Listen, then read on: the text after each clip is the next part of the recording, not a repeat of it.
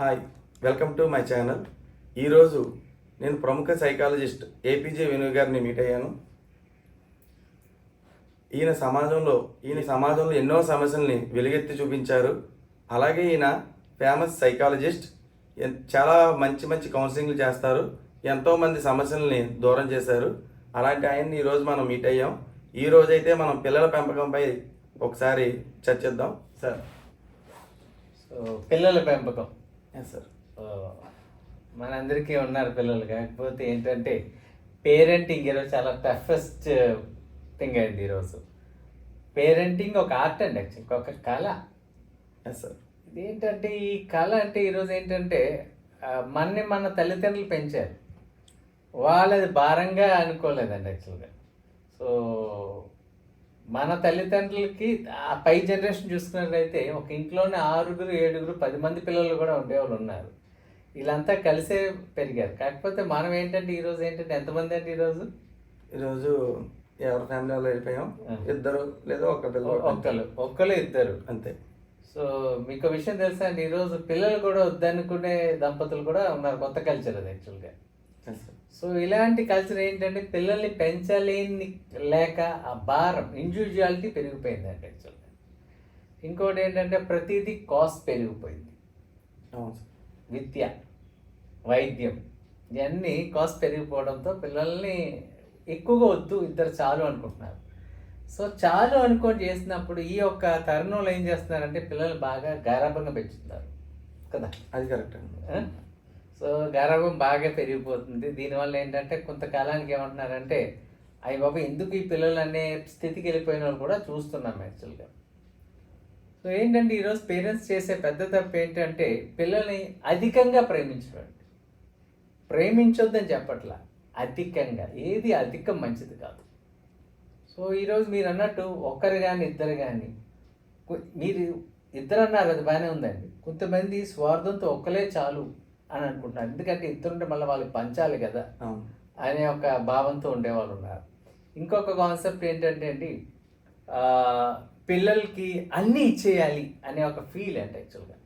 నాకు నా జీవితంలో నాకు దక్కలేదు, నాకు అది దొరకలేదు ఆ రోజుల్లో, ఈరోజు నేను అన్నీ నా పిల్లలకి అన్నీ ఇచ్చేయాలని చెప్పి పిల్లల్ని పాడు చేసే ఒక సంస్కృతికి కూడా మనం వెళ్ళిపోతున్నాం. దీనికి కారణం ఏంటంటే ప్రేమ, అధిక ప్రేమ.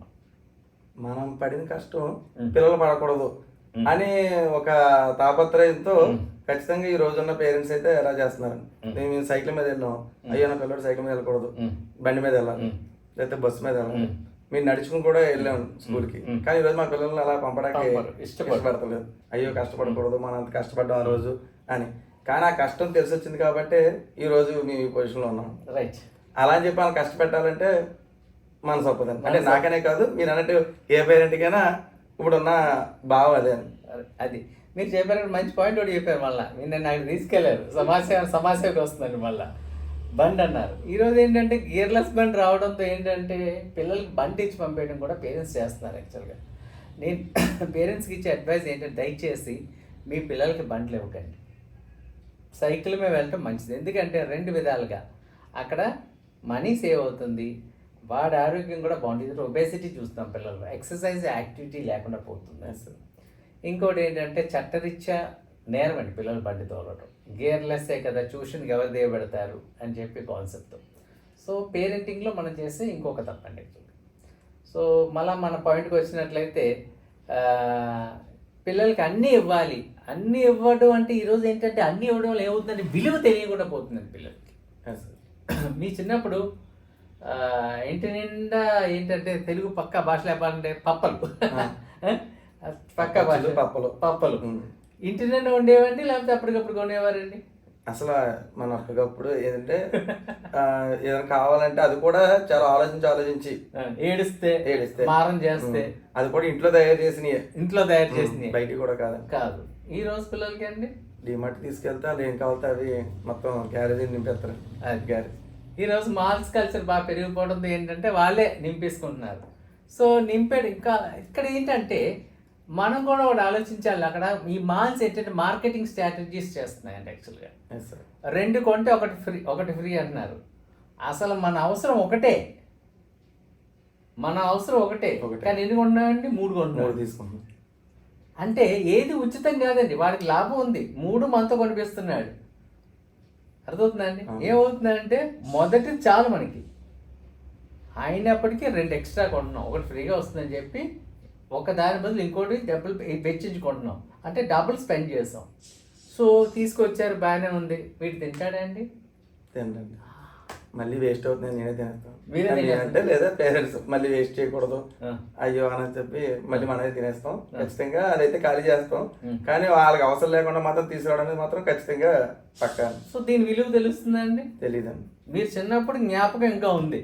మీ తల్లిదండ్రులు మారం చేస్తాను నిలవత కావాలంటేనో వాళ్ళు ఉండివ్వటం కానీ కొనివ్వటం కానీ, అప్పట్లో ₹10 ఇస్తే అవును. దగ్గర కొట్టుకెళ్ళి ఒక చాక్లెట్ కొనుక్కొస్తే అదే పెద్ద ఆనందం. ఆ చాక్లెట్ నాకుతూ అది కూడా వాస్తవం ఇద్దరుంటే అండి. మళ్ళీ సగం సగం చేసుకుని- రైట్ రైట్. సగం సగం చేసుకుని తిన్నాం. మీరు సగం అన్నారు, ఈ జనరేషన్కి అర్థం కాదు అది. ఈ జనరేషన్ నవ్వుతుంది. అవును. అది కూడా చాక్లెట్ కాదు, దాన్ని క్యాండీ అంటారు. గట్టిగా ఉంటుంది, candy. అది కొరకాలి, అది దేనితోనే కొట్టాలి. అవునండి, అవును. అది ప్రేమ అండి. మీరు మీ సిస్టర్ అనండి. అవును. సో అది ప్రేమ. ఇప్పుడు జనరేషన్కి అది తెలియదు. జనరేషన్ తెలియదు, తిని పాడేస్తారు, లేకపోతే షేర్ చేయరు. మీరు చెప్పింది రైట్, అర్థమవుతుందండి. అవును. సో ఈ యొక్క విలువ అనేది పిల్లలకి నేర్పించాలండి. అవసరం లేకపోయినా మనం కొని చేయడం, వాళ్ళు పాడు చేస్తున్నాడు పక్కన. ఓకేనండి. సో ఇది ఒక పెద్ద తప్పు పేరెంటింగ్లో మనం చేసేది. అవసరం ఉంటేనే కొనండి, అవసరం లేదు కొనండి. ఓకే విను గారు, అయితే ఇప్పుడు మనం పిల్లలకి పాకెట్ మనీ ఇవ్వచ్చా లేదా? ఇది ఒక $1 మిలియన్ క్వశ్చన్ ఇది యాక్చువల్గా. ఓకే, పాకెట్ మనీ ఇవ్వచ్చు ఇవ్వకూడదు అని మీరు నన్ను అడిగారు. మీ చిన్నప్పుడు పరిస్థితి ఒకసారి నేను వినాలనుకుంటున్నాను. మాకైతే చిన్నప్పుడు ఆ స్కూల్కి వెళ్తున్నప్పుడు జస్ట్ 10 పైసలు 20 పైసలు మ్యాక్సిమం పావలా ₹10 వరకు అదొక చిన్న మట్టి మన డిబ్బి ఉంటుంది కదా, అది ఇచ్చేవారండి.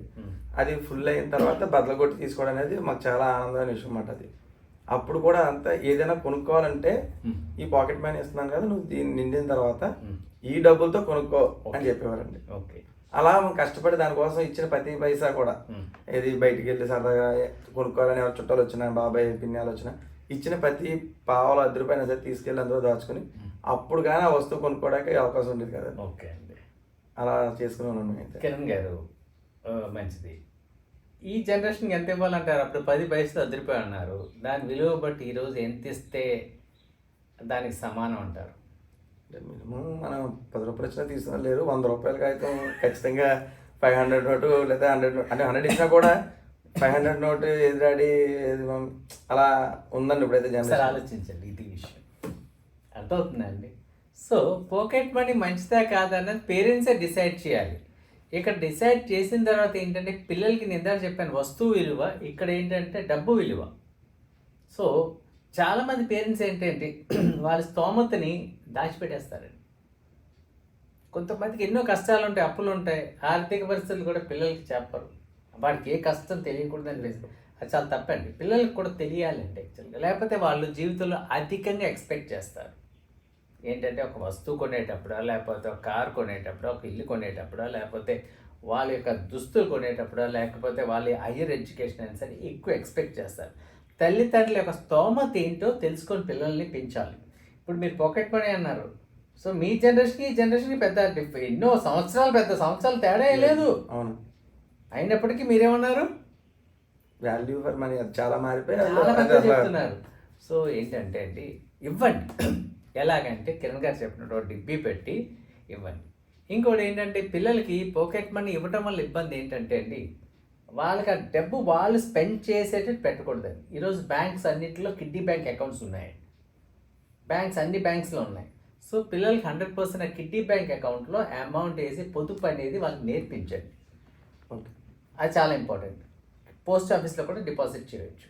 రికరింగ్ డిపాజిట్లు ఉన్నాయి, రకరకాల డిపాజిట్లు ఉన్నాయి ఈరోజు. సో ఇక్కడ ఇంట్లో చిన్న అమౌంట్ దాచిన తర్వాత అమౌంట్ వాళ్ళ కస్టడీలో పెట్టకండి. వాళ్ళ కస్టడీలో పెడితే వాళ్ళ ఫీల్ ఏంటి, ఇది నాది అనే ఫీలింగ్ ఉంటుంది. అవును. ఓకేనండి. సో మీరు చెప్పినట్టు నాది అనే ఫీలింగ్ వాళ్ళు ఉండకూడదండి, మనది అనే ఫీలింగ్ పిల్లలు ఎప్పుడు తీసుకురావాలండి. అలాగే ఖచ్చితంగా ఇప్పుడు మాకైతే చెప్పాను కదండి, దాచుకుని కొనుక్కోనేవారు. ఇప్పుడైతే అడిగిన వెంటనే అన్నడం నీకు ఏది కావాలో తీసుకో కొనుక్కో. మనలో ఉండే ప్రాబ్లం. సో ఇంకొకటి ఏంటంటే డబ్బులు మన పాకెట్ మనీ ఇచ్చి వాళ్ళకి నాది అనే ఫీలింగ్ మొదలైంది అనుకోండి, వీళ్ళు నెమ్మదిగా మనకు తెలియకుండా డబ్బులు తీసుకుంటే అలవాటు తయారవుతుందండి. అది చాలా డేంజరస్ యాక్చువల్గా. Yes sir. అర్థవుతుందండి. పర్సనల్ మనం ఫ్రీగా వదలలేం. అర్థవుతుందండి. సో ఎందుకంటే పిల్లల్లో అది నేర్పాలండి. ఎప్పుడైతే మనం అది పొదుపు నేర్పిన తర్వాత ఒక డిబ్బీ కానీ మీరు చెప్పినట్టు పెట్టి దాంట్లో ఒక అమౌంట్ అక్యూములేట్ అయిన తర్వాత దాన్ని బ్యాంక్లో ఇన్వెస్ట్ చేసేటట్టు చూడండి. అంతే తప్ప పాకెట్ మనీ ఇచ్చేయకండి, పిల్లల్ని వదిలేయకండి. వాళ్ళకి ఒక బాధ్యత నేర్పండి. ఈరోజు పిల్లలు ఎక్కువ మొబైల్ తోటి ఎడిక్ట్ అవుతున్నారు కదా సార్. అంటే టెక్నాలజీ నేర్చుకోవడం కోసం మరి మొబైల్ ఇవ్వాలా? అంటే ఇప్పుడు చాలా విద్యా సంస్థలు కూడా అన్ని ఆన్లైన్ క్లాసులు అని చెప్పి ఇదే కాదు, ఇప్పుడు ఏది నేర్చుకోవాలన్నా కూడా అంతా ఆన్లైన్ ఇప్పుడు. అలాగే మరి వాళ్ళకి ఇవ్వడం వల్ల మనకి బెనిఫిట్ అంటారా? మరి అలా కాదు దాన్ని దూరం పెట్టడం మంచిది అంటారా? ఓకే కిరణ్ గారు, మీరు ప్రశ్నలు అడిగితే మీతోనే ఆన్సర్ చెప్పిస్తాను నేను. ఏం చేస్తాం మీరు అలాంటి అడుగుతున్నారు, నేను చెప్పిస్తాను. కిరణ్ గారు, ఓకే, ఇప్పుడు విద్య వరకు మీరు మొబైల్ అని మీరే చెప్పారు. అవును సార్. దాంతో ఓకే అవుతున్నారని పిల్లలు? అవరు కదండి. ఎందుకంటే ఇంకా మనం ఒకవేళ అడిగినా కూడా ఇంకో క్లాస్ ఉంది అంటారు, ఇది ఇంకో మళ్ళీ సబ్జెక్ట్ వేరే మారింది అంటారు.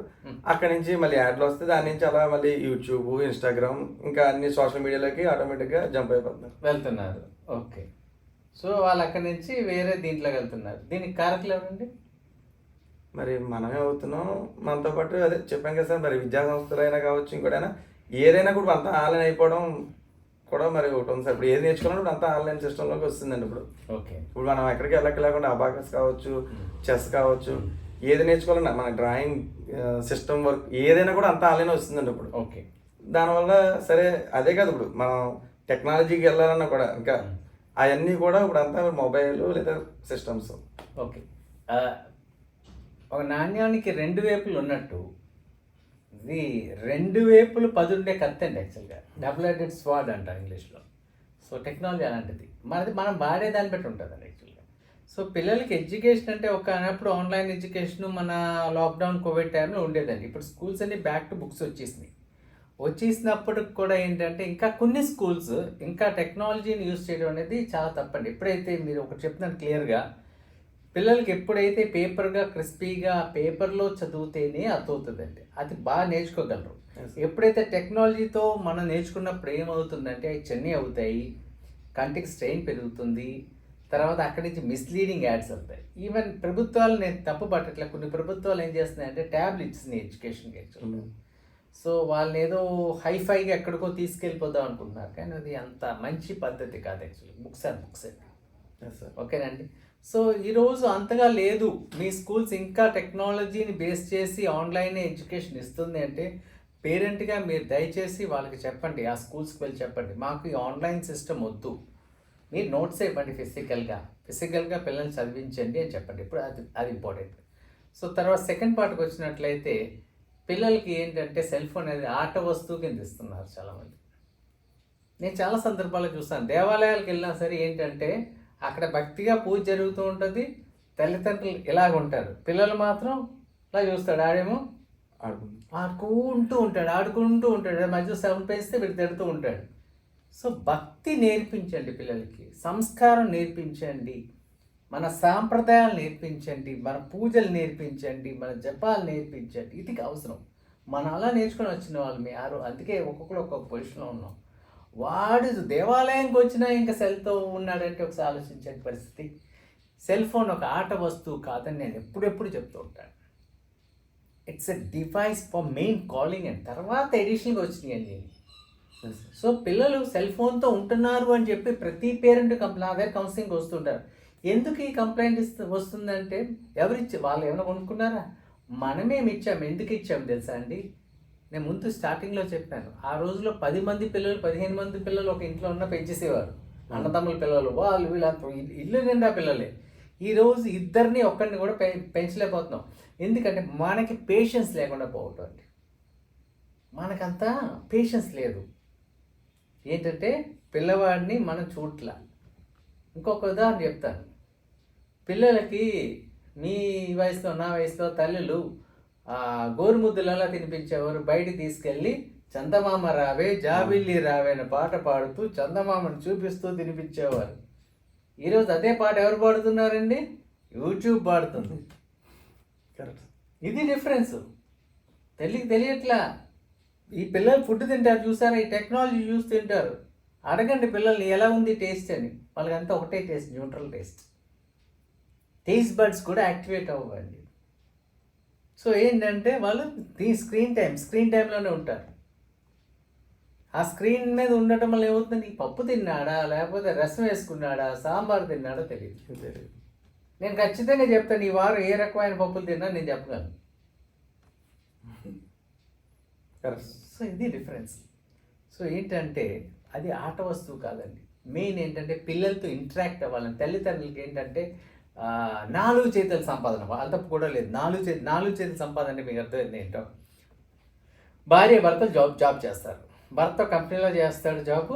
రెండోది ఏంటంటే ఇంటికి రాగానే ఏంటంటే చిట్స్ అనో లేకపోతే ఇంకోటి MLM ఏదో 2.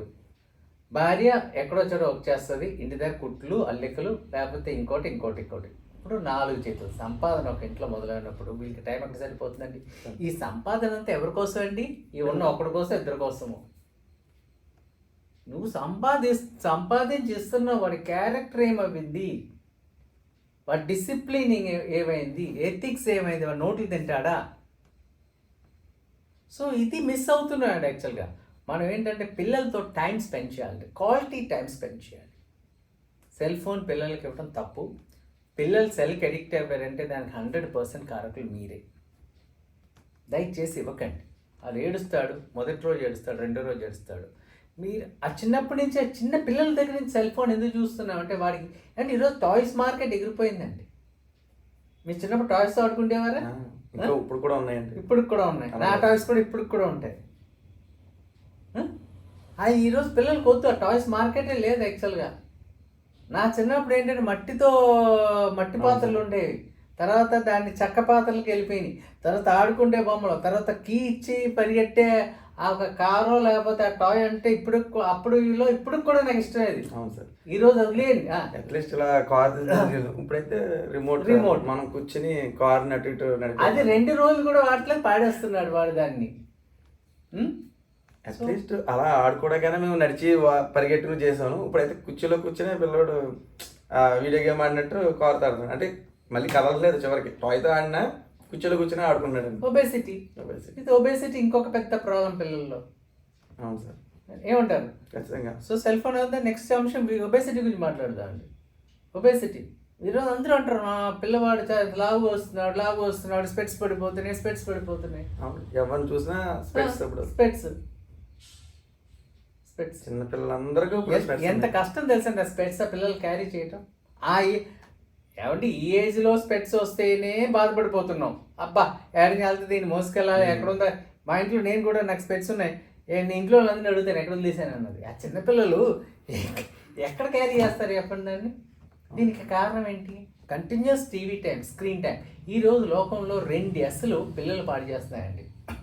ఒకటేమో స్క్రీన్ టైం, ఒకటి షుగర్ అండి. షుగర్ అమితంగా షుగర్ ఇవ్వటం. మనం ఎనర్జీ డ్రింక్స్ అని ఇస్తున్నాం, ఇప్పుడు దాని మీద కాంట్రవర్సీ చేస్తున్నాం. ఎనర్జీ డ్రింక్స్ అని ఇస్తాం, కలిపేస్తాం, that's full of sugar. It's not advisable అండి. అలాగే చాక్లెట్స్, బిస్కెట్స్. ఎంతమంది ఇంట్లో ఫుడ్ వండుతున్నారు చెప్పండి? ఒబేసిటీ గురించి చెప్తున్నారు. ఎంతమంది ఇంట్లో ఫుడ్ వండుతున్నారు చెప్పండి? సండే అవుతే వెంటనే బయటికి. కాకినాడ కిరణ్ గారు, మీ కాకినాడలో ఉన్నంతగా బండి ఫుడ్ ఇంకెక్కడ ఉండదండి. అవునండి, ప్రతి వీధికి ప్రతి గల్లీకి 3-4 ఇన్ని బిర్యానీ పాయింట్లు ఇంకెక్కడ ఉన్నాయి. చాలా మంది ఫుడ్ బ్లాగర్స్ చెప్పిన విషయం. అవును సార్. మీ కాకినాడకి ఫుడ్ అంటే అంత తిని అంత బాగా దొరుకుతుంది. సో ఇవన్నీ కొన్ని పిల్లలకి ఇచ్చేస్తున్నారు. క్వాలిటీ ఫుడ్ ఇంట్లో చేయట్లేదు, ఒబేసిటీ వస్తుందండి. కదలనివ్వండి పిల్లల్ని, కదలట్లేదు, వాళ్ళు అక్కడే ఉంటున్నారు, స్టిక్కింగ్ ఆన్. సో ఒబేసిటీ పెరుగుతుంది. పిల్లల్ని కదపండి, వాళ్ళకి ఒక్కొక్క చిన్న టాస్క్లు ఇవ్వండి, చిన్న పనులు చేయించండి. అబ్బబ్బబ్బో మా పిల్లోడు పని చేయకూడదండి. ఫ్రిడ్జ్లో జస్ట్ కాయగూరలు దోస్తాయి పెట్టడానికి కూడా ఏంటంటే తల్లిదండ్రులు ఏమంటారు, ఆడు అలసిపోతాడు, నువ్వు రేషన్ షాప్కి వెళ్ళి అన్నీ తెచ్చావు. ఆ తండ్రి ఈరోజు గెస్టెడ్ ఆఫీసర్ అవ్వచ్చు, గ్రీన్ ప్యాన్తో గెస్టెడ్ ఆఫీసర్ ఎట్లా అవ్వాడు? వాడు చిన్నప్పుడు రేషన్ షాప్కి వెళ్ళి సామాన్లను తెచ్చాడు. ఈరోజు కొడుకుకి ఫ్రిడ్జ్లో సామాన్లు పెట్టమని చెప్తే వాడు అలసిపోతాడు. ఇంకా బాధ్యత ఏమొస్తుందండి?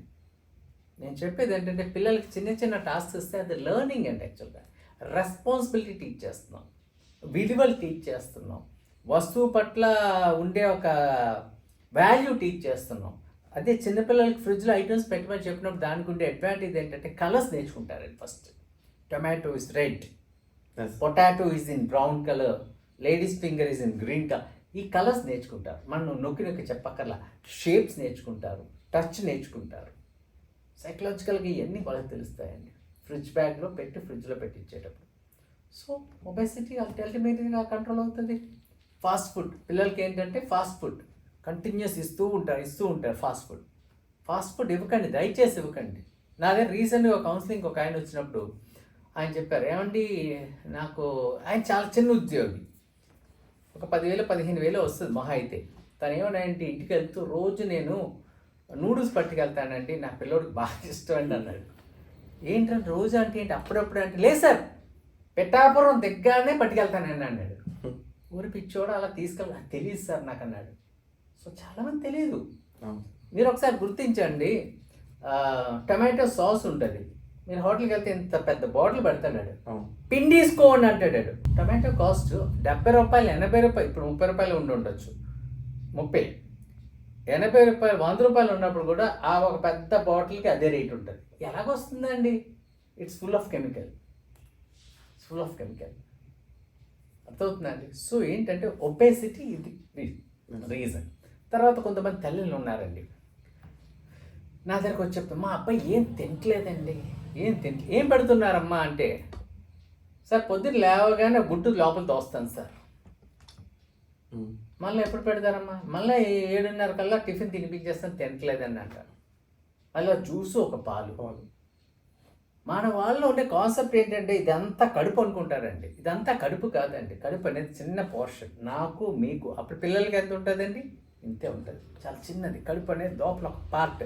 మనం కడుపు ఏది చూపించండి, చిన్నప్పటి నుంచి చూపించాం. ఇదంతా కడుపు కాదు, దీంట్లో చాలా పార్ట్స్ ఉంటాయి, చాలా ఉంటాయి. ఇంటెస్టైన్ ఉంటుంది, స్మాల్ ఇంటెస్టైన్ ఉంటుంది, స్టమక్ ఉంటుంది, బ్లాడర్ ఉంటుంది, పైప్స్ ఉంటాయి, అన్నీ కలిపితే పోర్షన్. దీంట్లో ఒక చిన్న పార్ట్ కడుపు. అంటే మీ బిడ్డకి ఇంతే ఉంటుంది. దాంట్లో ఉదయం లేవగానే ఒక గ్లాస్ పాలు కుక్కేస్తారు. ఆ పాలు మామూలు పాలు కూడా కాదండి, కలుపుతారు దాంట్లో ఎనర్జీ డ్రింక్ అని, ఆ షుగర్ అంతా వేసింది, అది ఫుల్ కుక్కుతారు. తర్వాత ఒక ఎగ్, అది తిన్నా తినకపోయినా నోట్లోకి. అది ఎగ్ తిన్న వెజిటేరియన్ వాళ్ళు కూడా ఈ మధ్యన ఎగ్ ఇస్తున్నారు, తప్పేం లేదు, మంచిది, ప్రోటీన్ అన్నీ ఉంటాయి. దాన్ని ఒకటి తోసేస్తారు. తోసిన తర్వాత అన్నీ వాడు బ్రేక్ఫాస్ట్ ఎక్కడైంది తింటాడు చెప్పండి? వాళ్ళు కుక్కుతారు, వామిటింగ్ చేస్తారు, వాళ్ళు కొడతారు, పెద్ద పెద్ద సీన్స్ చేస్తారు. ఆడు ఏడుస్తున్నాడు చెప్పి వెంటనే ఏం చేస్తారు? మీరు సెల్ ఫోన్ తీసేస్తారు. వాడికి అది వెంటనే టెక్నిక్ అర్థమవుతుంది. నేను తినకపోతే సెల్ ఫోన్ ఇస్తారు, వెంటనే ఆడ మొదలు పెడతారు. ఇదేం జరిగేది. సో ఏంటంటే ఒబేసిటీ పిల్లలకి చాలా డేంజర్ అండి. అది కూడా మనం కంట్రోల్ చేయాలి. పిల్లలకి ఎక్సర్సైజ్ చేయించండి, నేర్పించండి. ఫిజికల్ గేమ్స్ అవి కూడా, ఫిజికల్ గేమ్స్ ఉండాలండి. ఈరోజు చాలా విద్యార్థులు అయితే అసలు గేమ్స్ కూడా అవాయిడ్ చేసి ఓన్లీ స్టడీకే ఇంపార్టెన్స్ ఇచ్చింది. దానికి కారణం ఏంటి? మనం కూడా స్టడీ కోరుకుంటున్నాం కాబట్టి, ఆల్రౌండ్ డెవలప్మెంట్ కోరట్లేదు. ఇంకొక విషయం చెప్తాను, మీరు చెప్పారు కాబట్టి ఇది యాక్చువల్గా నా ఛానల్ కూడా ఈ యొక్క వీడియో చేద్దాం అని అనుకునే మంచి కాన్సెప్ట్ మీకు ఇస్తున్నాను. ఈ కాన్సెప్ట్ మీరు అన్నారు 6th క్లాస్ 5th క్లాస్ వరకు పిల్లలకి ఏం నేర్పిస్తారో తెలుసా అండి? మన పేరెంట్స్ యొక్క యాటిట్యూడ్ ఏంటంటే, నా బిడ్డకి పుట్టగానే వీడు జాకీ చాన్ అయిపోవాలి, ఒక పక్కన ఎస్పి బాలసుబ్రహ్మణ్యం అయిపోవాలి, ఒక పక్కన మంగళపల్లి బాలమురళీ కృష్ణ అయిపోవాలి, వయలిన్ ప్లే చేసేవాడు అయిపోవాలి, మైకేల్ జాక్సన్ లాగా డ్యాన్స్ చేయాలి, అన్ని కళలు వీడికి వచ్చేయాలని అనుకుంటాం. అదే దీంతో టెండూల్కర్ అయిపోవాలి అని పెంచుతాం. ఇంట్లో ఆడవాళ్ళకి ఏమనుకోద్దమ్మా, బండి రాకపోయినా బండి నేర్చేసుకుంటారు. వాళ్ళకి సిగ్నల్ ఇవ్వడం రాదు, డ్రైవ్ చేయడం రాకపోయినా ఎందుకు నేర్చుకున్నారండి అంటే, మా బాబుకి 3 years వస్తుంది కదండి, కళలన్నీ నేర్పించడానికి తీసుకెళ్తున్నాను. వాస్తవానికి ఎక్కించుకొని తీసుకెళ్తారు. ఎన్నాళ్ళు నేర్పిస్తారు తెలుసా అండి ఇది? ఆ బాబుకి అన్ని కళలు ఏముంటే అన్ని కళలు నేర్పించేస్తారు. తప్పు లేదు, మంచిది. ఎన్నాళ్ళు జీవితాంతం, లేకపోతే దాన్ని ఏదో ఒక దాని మీద సాని పెట్టే వరకు చేయరు. ఒక 5th రాగానే అన్నీ తీసుకెళ్ళి ఐఐటీగా నీట్గా కోచింగ్ ఉంటే స్కూల్లో పడేస్తారు. మరి ఎంత శ్రమ అయిందండి? నేను ఓవరాల్ డెవలప్మెంట్ కోసం చెప్తున్నాను. అప్పుడు మన ఆదర్శాలు అన్నీ మారిపోతాయి, మన ప్రయారిటీస్ అన్నీ మారిపోతాయి. చాలామంది కోపం వస్తుంది చూసేవాళ్ళకి, కానీ ఇది వాస్తవం. ప్రయారిటీస్ మారిపోతాయి. ఏమంటారు? అవును, ఖచ్చితంగా. సో ఏమంటారంటే అవన్నీ పక్కన పెడతాను ఎడ్యుకేషన్. సో నేను చెప్పేదంటే పిల్లలకి ఓవరాల్ డెవలప్మెంట్ ఇవ్వండి. సో అన్నీ నేర్పించండి. దాంతోపాటు చదువు ఒక భాగం. పిల్లల ఇంట్రెస్ట్ ఏంటో అది తెలుసుకొని వాళ్ళని డెవలప్ చేయండి. అలాగే మన విను గారు సమాజ సేవ సైకాలజిస్ట్తో పాటు ఆయనకి అనేక యూట్యూబ్ ఛానల్స్ కూడా ఉన్నాయి. వాటి ద్వారానే చాలా మటుకి మనకున్న సమస్యల్ని ప్రభుత్వం దృష్టికి కానీ మన అందరి దృష్టికి కానీ తీసుకొస్తున్నారు. సార్ ఆ ఛానల్స్ ఏంటో ఒకసారి చెప్పగలరా? సో నాకు ఒక 3 యూట్యూబ్ ఛానల్స్ ఉన్నాయండి యాక్చువల్గా. సో ఈ 3 యూట్యూబ్ ఛానల్స్లో ఏంటంటే ఫస్ట్ ఛానల్ ఏంటంటే ఇన్స్పిరేషన్ విను. దీంట్లో ఏంటంటే motivational talks, motivational items, counsellings, పిల్లలకి పనికొచ్చే, పేరెంట్స్ పనికొచ్చే చేస్తాను. ఇన్స్పిరేషన్ విను ఆ ఛానల్ పేరు. రెండో ఛానల్ పేరు తెలుగులో విను. ఈ ఛానల్ కూడా తెలుగులో విను. చాలా వెరైటీగా ఉంటుంది. దానికి కారణం ఏంటంటే అండి, నా మాతృభాష తెలుగు కాదండి, ఆమె మలయాళీ, మాది కేరళ అండి యాక్చువల్గా. అయినా కానీ తెలుగులో విను. అంటే తెలుగులో నా పేరు విను కాబట్టి తెలుగులో విను. ఒక విధంగా నేను తెలుగులో చెప్తున్నాను, మీరు వినండి. డబుల్ అనమాట అక్కడ. అందుకని తెలుగులో విను అని చెప్పి ఆ ఛానల్ పేరు పెట్టాం, తెలుగులో విను. అది జనరల్గా సమాజానికి సంబంధించి ఇంచుమించు అన్నీ చేస్తున్నాం. తర్వాత ఎలాగా కేరళ నుంచి వచ్చి కాకినాడలో సెటిల్ అయ్యాం కాబట్టి కాకినాడ మీద మక్కువతో కాకినాడ బాగుండాలి, అంతా చక్కగా ఉండాలని చెప్పి కాకినాడని బేస్ చేసుకొని బెటర్ కాకినాడ అని ఒక ఛానల్ రన్ చేస్తున్నాను. ఇది మనం 3వ ఛానల్. సో మొదటిది ఇన్స్పిరేషన్ విను, తెలుగులో విను, బెటర్ కాకినాడ. సో ఈ 3 ఛానల్స్ మెయిన్. అయిన తర్వాత ఇంగ్లీష్లో ఇన్స్పిరేషన్ కావస్తే దానికి కూడా ఒక ఛానల్ ఉంది, విను ఇన్స్పైర్స్ అని ఇంగ్లీష్లో మోటివేషన్ చేస్తే ఒక ఛానల్ కూడా ఇది రన్ చేస్తాను నేను. చాలా బాగున్నాయండి. అసలు బెటర్ కాకినాడ అయితే పేరు చాలా ఇంట్రెస్టబుల్గా ఉందండి. అది కాకినాడ గురించి మీరు చూపిస్తున్న ఆ ఇంట్రెస్ట్ అయితే చాలా హ్యాపీగా ఉంది. అలాగే విను గారు, మీది యూట్యూబ్ ఫ్యామిలీ అని నేను విన్నాను. ఒకసారి మా వ్యూవర్స్ కోసం కొంచెం చెప్తారా? కరెక్టే అండి, యూట్యూబ్ ఫ్యామిలీ. నా ఛానల్స్ గురించి చెప్పాను కదా. ఇప్పుడు ఏంటంటే మాది కేరళ ఫ్యామిలీ అని చెప్పాను. మా మిస్సెస్ ఏంటంటే తన 3 కుక్కరీ ఛానల్స్ రన్ చేస్తున్నాను. ఒక ఫస్ట్ ఛానల్ పేరు జినూస్ ప్యాషన్. అది తన ఫస్ట్ ఛానల్. అది మలయాళంలో కుక్కరీ, చాలా వెరైటీ కుక్కరీస్ చేసిందండి దాంట్లో. తర్వాత చాలా రిక్వెస్ట్లు రావడంతో తెలుగులో కూడా తను ఏంటంటే మలయాళం నుంచి తెలుగులోకి ఒక ఛానల్ జినూస్ వరల్డ్ అని చెప్పి ఒక ఛానల్.